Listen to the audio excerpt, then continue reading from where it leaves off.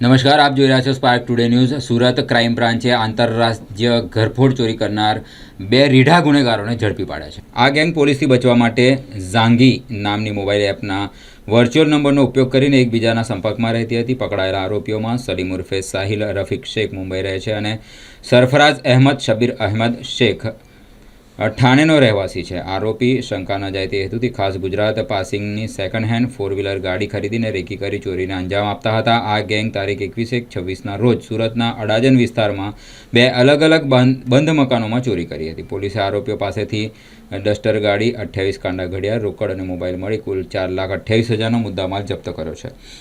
મુખ્ય આરોપી સલીમ શેખ કર્ણાટક અને અન્ય રાજ્યના 40 જેટલા ગુનાઓમાં સંડોવાયેલો રીઢો ગુનેગાર છે। અડાજણ પોલીસ સ્ટેશનમાં નોંધાયેલા બે મહત્વના ગુનાઓ ઉકેલાયા છે।